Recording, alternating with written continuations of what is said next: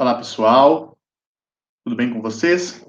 Hoje nós vamos iniciar, então, a nossa aula sobre o sistema nervoso central.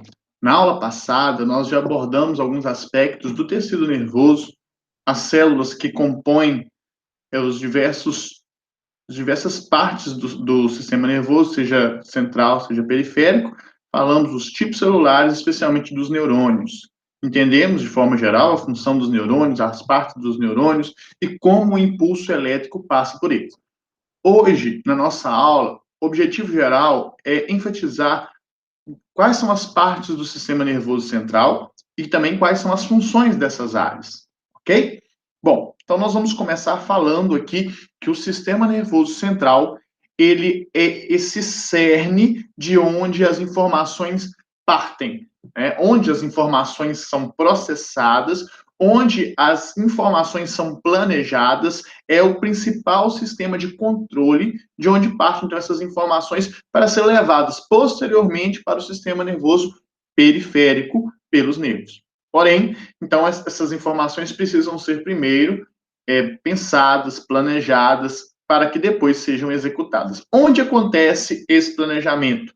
Né? Basicamente, em uma parte do sistema nervoso denominado de encéfalo. É aqui no encéfalo que nós temos decisões, planejamentos, alguns racionais e alguns comandos irracionais ou autônomos, que nós vamos discutir também.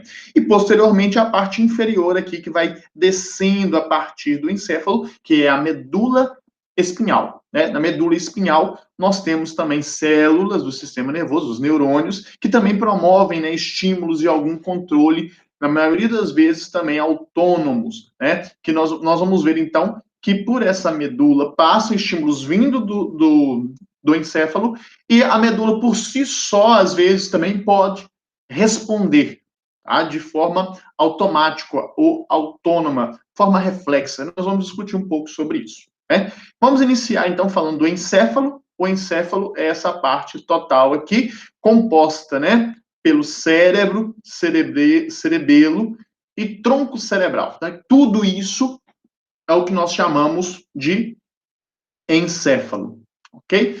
E nós sabemos que este encéfalo, né, cérebro, cerebelo e tronco cerebral, tem um revestimento.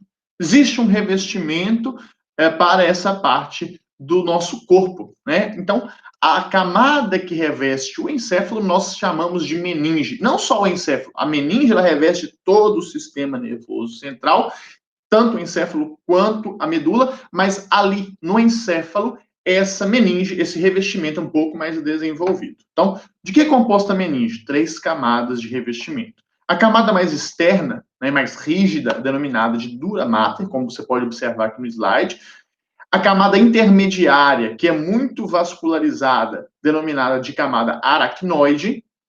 Após a aracnoide, ou seja, adentrando, chegando próximo ao encéfalo, nós temos líquido cefalorraquidiano ali, é um líquido que promove proteção e absorção de impactos, ele fica entre a aracnoide e a camada mais interna. Esse líquido, então, né, a principal função dele é o amortecimento, e a camada de revestimento mais interna na meninge, é a camada que já está em contato com o encéfalo, com a região do cérebro, do cerebelo ali, especialmente, que é a pia mater, tá bom? Então, o contato direto com o órgão. Nessa figura, né, que vem logo a seguir, então nós vemos essa organização. Quem ou quais são as partes do sistema nervoso central? Aqui nós mostramos o encéfalo, cérebro, cerebelo aqui inferior, posteriormente, né, e também inferior, abaixo, e o tronco cerebral, e descendo aqui nesse cerne, a medula espinhal. Isso é sistema nervoso central. Tudo isso que está em volta são os nervos. Nervos comunicam com a periferia, portanto, são e fazem parte do sistema nervoso periférico. Ok? Bom, então, para que você tenha uma visão mais detalhada de quais são essas camadas, né, nós vemos aqui claramente a dura mater, ela foi aqui cortada, nós temos aqui a aracnoide sendo afastada, e lá embaixo, em contato com o cérebro, já podendo ver, né, os giros cerebrais, nós encontramos a pia mater, ok? Então, aqui nós vemos que esse revestimento, especialmente aqui a dura mater, é uma camada bem resistente, bem grossa. Então, para chegar até o encéfalo, pessoal, precisa ser primeiramente retirado o couro cabeludo, precisa ser afastado a calota craniana, para que aí você ainda tenha que ultrapassar essas meninges, ultrapassar esse revestimento. E aí sim chega no cérebro. Joia? Então, nós temos aqui, primeiramente, essas organizações das áreas cerebrais. Tá? Então, nós vemos aqui que o cérebro ele é compartimentado, ele é organizado em algumas áreas, tá? Que eu chamo de lobos. Eu consigo ver esses lobos tanto nessa figura aqui, que está à sua esquerda, quanto essa outra figura que está aqui à sua direita. Cortes diferentes, né? Nós vamos ver aqui cortes transversais e cortes sagitais. E nós percebemos quais são os lobos. Então, nós observamos aqui ó, o lobo que está mais à frente, né, a parte central para frente aqui da cabeça, nós chamamos de lobo do cérebro, o lobo frontal. Aqui um pouco mais do centro para trás, nós observamos aqui o lobo parietal e numa região próxima ao que nós chamamos de nuca, né? Mas a parte óssea aqui, que está logo aqui atrás, posterior, é o chamado lobo occipital. Na parte em ambos os lados, claro, nós temos aqui os lobos temporais. Então, isso é importante saber. O cérebro é compartimentado em lobos.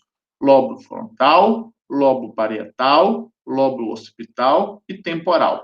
E todos esses lobos existem do lado direito do cérebro, aqui, e do lado esquerdo, ok? Então, eu tenho o lobo frontal direito, aqui. Tem o lobo frontal esquerdo, parietal direito, parietal esquerdo, occipital direito, occipital esquerdo, temporal direito e esquerdo. Fechou? Então, essa é a organização aí anatômica do que nós falamos aqui de cérebro. E nós temos aqui as duas outras regiões. De azul, o tronco cerebral, e de roxo, o cerebelo. Tá bom? Então, nós observamos isso. Olha essa figura de cá, o que ela está mostrando? Todos esses lobos. E aqui uma visão superior. Olhando, por exemplo, o cérebro de cima, nós vemos que essas regiões, esses lobos, eles estão localizados tanto no lado direito quanto no lado esquerdo, tá bom? Do cérebro. E aí, falando de anatomia, mas e função, tá? Nossa, pessoal, função, nós temos várias funções aqui na região cerebral. Toda a questão de planejamento de informações, planejamento de memória, né, armazenamento de memória, planejamento motor acontece aqui nas regiões do cérebro, e são várias áreas, né, as percepções, a sensibilidade, a memória, né, como eu disse, tudo isso é armazenado aqui na região cerebral. Claro que cada região cerebral para uma função, um armazenamento, um controle diferente que nós não conseguimos aqui detalhar tudo isso, vou falar de alguns posteriormente. O cerebelo tem a função principal, que é o equilíbrio do nosso corpo. O cerebelo tem um poder muito importante de comparar o que o seu cérebro manda com aquilo que você de fato executou e ver se está coerente, se você está desenvolvendo através dos seus músculos, por exemplo, dos seus movimentos, aquilo que realmente o cérebro indicou que deveria ser feito, o córtex cerebral indicou. E o cerebelo pode mandar informações de correção de movimento. Então, o que o cerebelo vai fazendo com o tempo? O cerebelo vai fazendo com que você consiga fazer um movimento mais perfeito, mais coordenado possível. Então, a função principal do cerebelo é, comparando o movimento, né, indicado com o movimento realizado, ele vai corrigindo e você vai ganhando equilíbrio com o passar do tempo. O tronco cerebral, que está de azul, é dividido em 3 regiões. Mesencéfalo controla muita coisa do nosso corpo, como estímulos instintivos, como fome, sede, temperatura, ou seja, a região do mesencéfalo, que está aqui na região azul, muito mais próximo aqui do cérebro, né, controla diversas áreas do nosso corpo. Ponte bulbo e a ponte e o bulbo controlando, e nós vamos ver isso nos slides, algumas questões viscerais, ritmo e frequência cardíaca, respiratória, contração intestinal, tudo isso parte e é controlada por essas regiões, ponte e bulbo. Então, nós vamos ver que esse sistema nervoso central ele é fundamental, é o controle mais rápido e intenso do nosso corpo, tá? Então, de todo o encéfalo, o órgão mais volumoso é o órgão mais volumoso do encéfalo é o cérebro, esse que nós acabamos de ver, tá? Nós vimos os hemisférios direito e esquerdo, especialmente visto nessa figura aqui, tá? Então, eu tenho dobras, o cérebro é todo feito de dobras, também denominadas de giros cerebrais.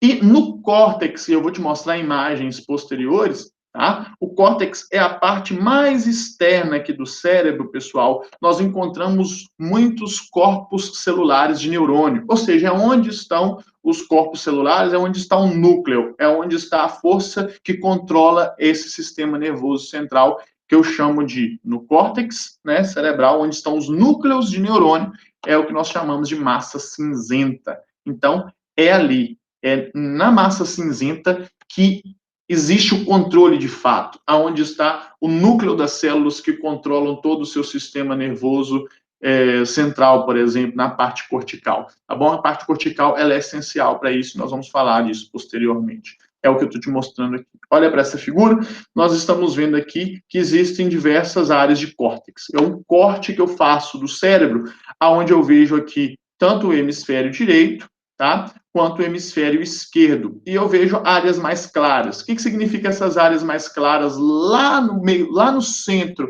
né? Na parte mais central aqui do cérebro? Essas áreas mais claras é onde passam axônios de neurônio. E essas áreas mais escuras, aonde tem mais corpos celulares. Portanto, são centros, a sede do controle.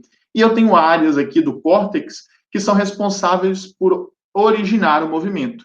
Todos os movimentos do nosso corpo, especialmente os movimentos voluntários, partem daqui. Essa região é denominada de córtex motor. Perdão.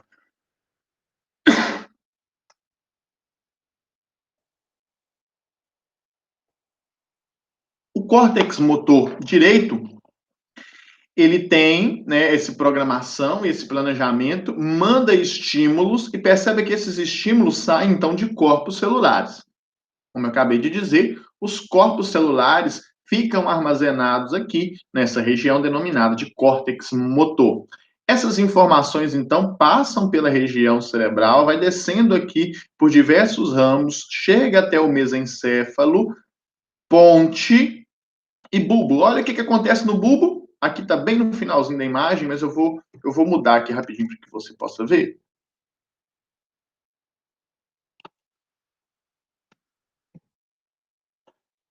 Olha o que acontece aqui no finalzinho do bulbo. As fibras nervosas que partiram do lado direito no bulbo cruzam para o lado esquerdo, algumas delas.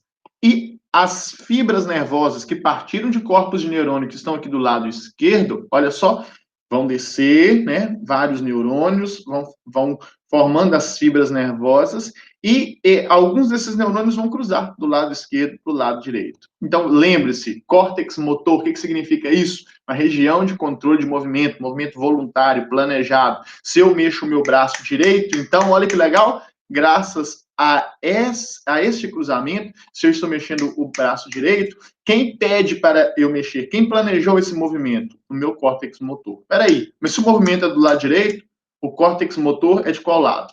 Do lado esquerdo. Então, daqui do córtex motor esquerdo, partem, então, neurônios, manda essa informação que desce mesencéfalo, ponte bulbo, no bulbo cruza, passa pela minha medula e sai um nervo. Aí já é sistema nervoso periférico, que faz com que esses músculos aqui contraiam, né? Os músculos contraem e eu movimento o meu braço, até mesmo os meus dedos. Tudo isso parte, então, se eu movimento do meu lado direito, isso tudo parte, então, do meu córtex motor esquerdo. Se eu movimento meu braço esquerdo, isso tudo parte do córtex motor direito. Ok? Então, isso é muito importante e indica, então, que o córtex motor é a região que planeja e gera um movimento.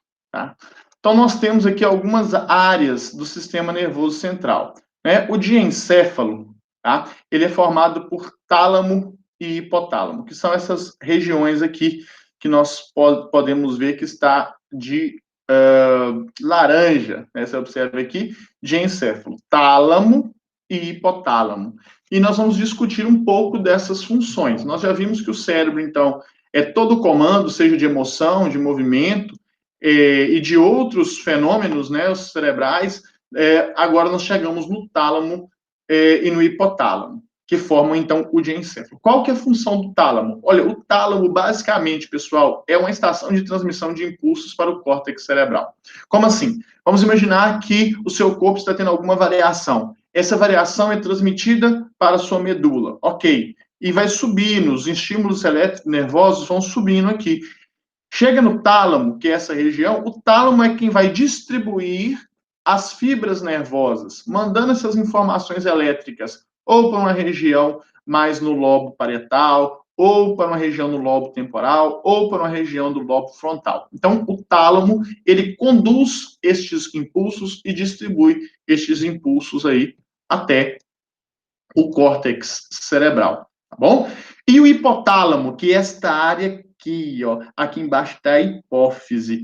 E o hipotálamo, qual é a importância do hipotálamo? Ora, o hipotálamo é uma região do sistema nervoso que, através de substâncias químicas, através de neurotransmissores, controla a hipófise, que é a principal glândula endócrina, assunto da nossa próxima aula, tá? Então, qual que é a importância central do hipotálamo? Realizar um controle, tanto nervoso, mas também um controle endócrino. É o hipotálamo que acaba controlando a produção de diversos hormônios do nosso corpo, ou seja, controla todo o sistema endócrino praticamente. Além disso, controle de emoção, apetite, temperatura e equilíbrio hídrico também são colaborados aí, digamos assim, controlados pela região do hipotálamo.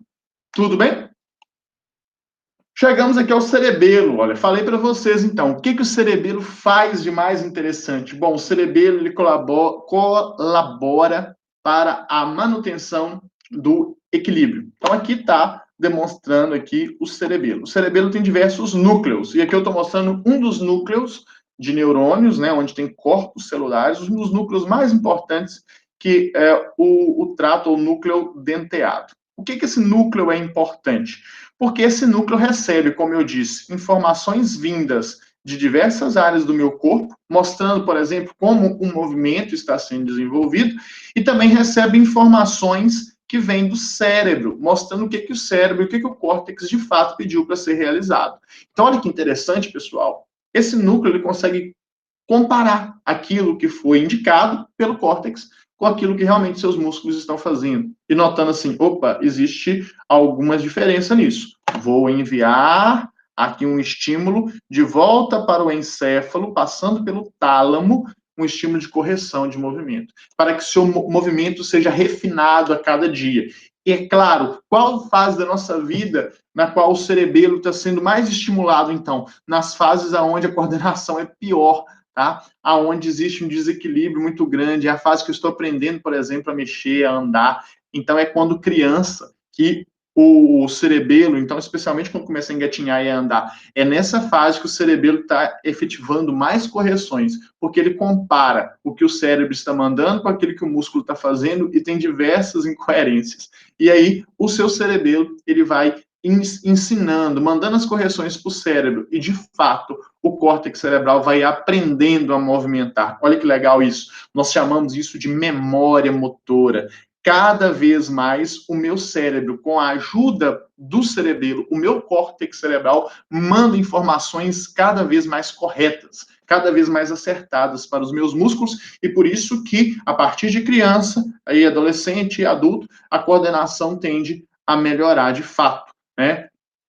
Aprenda a andar de bicicleta, aprenda a se movimentar, depois andar de moto. Algumas questões que eu estou dizendo aqui como exemplo, que precisam de equilíbrio. Tudo isso, o seu cerebelo participa, ensinando você a movimentar direito, ensinando o seu corpo a ter equilíbrio. Tá bom? Então, é o centro nervoso que coordena a realização de substâncias, centro nervoso que coordena a realização simultânea de 2 ou mais movimentos voluntários, né? Imagina a pessoa que toca instrumento musical, toca bateria, por exemplo, né? Ótimo. Um exemplo excelente aqui, né? Quem toca bateria, por exemplo, terá que ter um cerebelo muito ativo, que corrigiu os movimentos até chegar num grau de coordenação, né, muito grande. Esportes, por exemplo, trabalham muito coordenação motora, isso é muito interessante. Ok? Claro, e aí chegamos no idoso, né? O idoso ele vai perdendo coordenação, porque justamente os neurônios cerebelares já não funcionam da mesma forma mais, tá bom? Tônus muscular também, né? O que é o tônus muscular? É uma contração isométrica dos meus músculos. O meu músculo, mesmo relaxado, ele tem uma certa resistência. Eu chamo isso de tônus muscular. Todo esse tônus também parte do cerebelo, ajuda demais na postura da pessoa, mesmo em situações onde o corpo está em repouso, mas existe uma postura, existe um tônus constante, especialmente dos músculos das costas e posterior da perna e do glúteo, que são os músculos que te mantêm de forma ereta. Isso também tem uma participação aí do cerebelo. Joia? E aí chegamos na região um pouco mais inferior, que nós chamamos de tronco cerebral. Mesencéfalo, ponte e bulbo. Tá? O mesencéfalo ele tem uma participação muito grande aqui no tálamo, né? Também colabora com a região do tálamo e hipotálamo. Agora, especialmente, pessoal, a ponte e o bulbo têm funções que vão nos ajudar muito a entender os outros sistemas. Na região de ponte e bulbo, ou na divisão ali, ó, próximo entre a divisão de ponte e bulbo, existem dois centros muito importantes, que é um centro chamado de centro respiratório e tem outro centro denominado centro vasomotor. O que significa isso?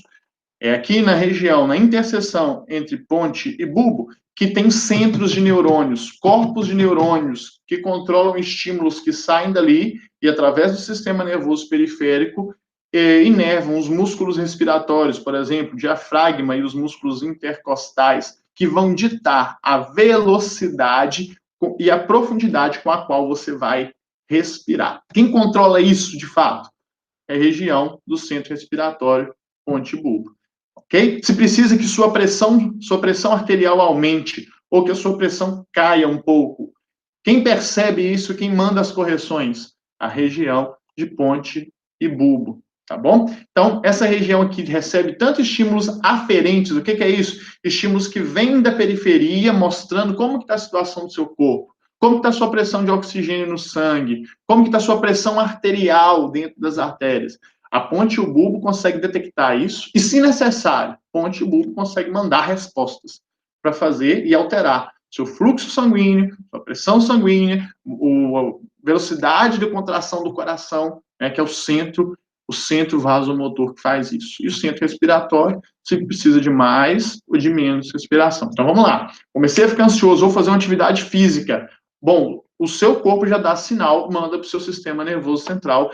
Então, o estímulo chega aqui, vem do córtex também, né? Essa questão de começar a ficar ansioso, de ficar ligado, vou fazer uma atividade que eu gosto, então o coração já começa a acelerar, a respiração já começa a ficar ofegante. Opa, então quer dizer que o meu córtex mandou informações aqui para a região do tronco cerebral para mudar essa realidade, tá? Fazer, então, com que os meus batimentos se acelerem um pouco, minha respiração fique mais ofegante, já preparando para o exercício que ainda vai acontecer. Olha que legal, né? É um mecanismo preparatório para aquilo que é de vir. Então, nós podemos dizer que a ponte, ela faz conexões entre o bulbo e demais órgãos do encéfalo, e o bulbo, então, não só o bulbo, tá, pessoal? Aqui tem um erro de configuração anatômica, mas é a interseção entre ponte e bulbo, controla a frequência cardíaca e a frequência respiratória.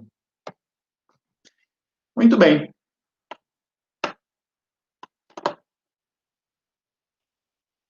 E aí, passamos então para a parte inferior do sistema nervoso central.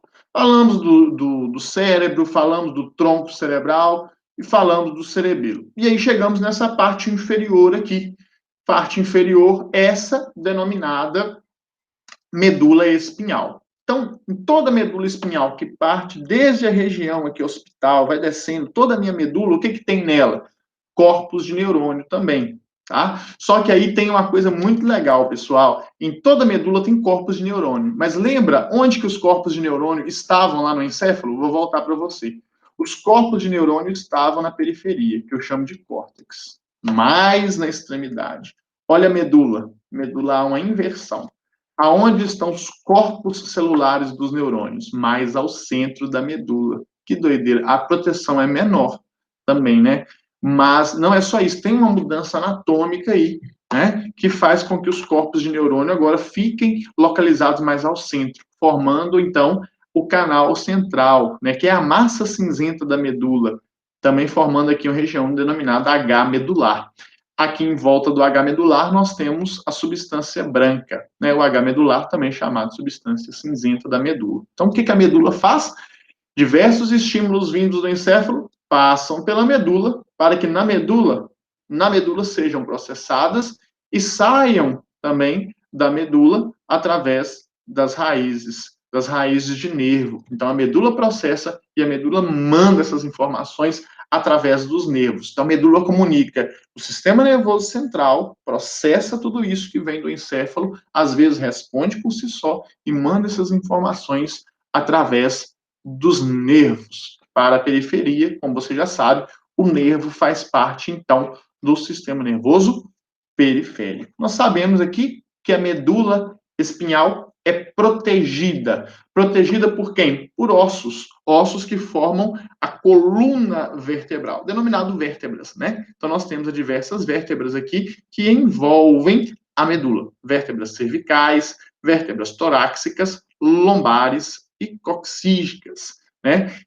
E aqui a gente observa, então, essa estrutura do canal central da medula, de onde saem os nervos. Olha que legal, aqui também nós temos, a medula também é revestida. Assim como o encéfalo é revestido, temos aqui pia mater, aracnoide e dura mater, que compõem as meninges. Da mesma forma que eu tenho lá no encéfalo, claro, né, com algumas diferenças de espessura, tá? Mas nós temos também a meninge, as meninges, tanto no encéfalo quanto na medula espinhal. Você já deve ter ouvido falar várias vezes de meningite. O que o nome meningite caracteriza? Uma inflamação, né, provavelmente vinda de uma infecção nas meninges, porque às vezes um vírus, uma bactéria não consegue atravessar. A meninge é proteção, mas até a meninge eles chegam. E aí um vírus, uma bactéria pode inflamar as meninges, seja aqui no encéfalo, seja na região da medula. Mas independente da região que seja, se eu tiro líquido da região sacral, eu consigo saber uma realidade desse líquido, né, desse líquido cefalorraquidiano. Pode ser até uma realidade a nível de encéfalo, né, porque é o mesmo líquido que está aqui no encéfalo, é o mesmo líquido que passa por toda a região da medula, tá bom? Então, cordões nervosos ficam localizados no interior do canal vertebral, que é essa região aqui que nós mostramos. A massa cinzenta, então, forma o H medular, riquíssima em corpos de neurônio, que é o contrário do cérebro, porque no cérebro nós vimos que é o córtex, que está na periferia. Aqui, né, como você pode ver, o H medular tem corpos de neurônio e tal, centro, e temos aí centros reflexos. O que são centros reflexos? Às vezes, a medula recebe um estímulo da periferia e ela manda isso para o cérebro, mas antes dessa informação chegar no cérebro, a própria medula responde por si só. Então, você vê que a medula tem um certo automatismo, ela é autônoma até certo ponto, especialmente em questões reflexas de movimento. A medula pode responder mesmo antes que você perceba. Bati o cotovelo aqui na mesa, ó, rapidinho eu já estiquei a mão e nem percebi e nem quis, depois que essa informação chegou no meu cérebro e eu notei que eu tirei a mão. Então, quem respondeu pelo meu cérebro? A minha medula. Ela consegue fazer isso, ela consegue responder antes, muitas vezes, do cérebro notar que um estímulo de fato aconteceu.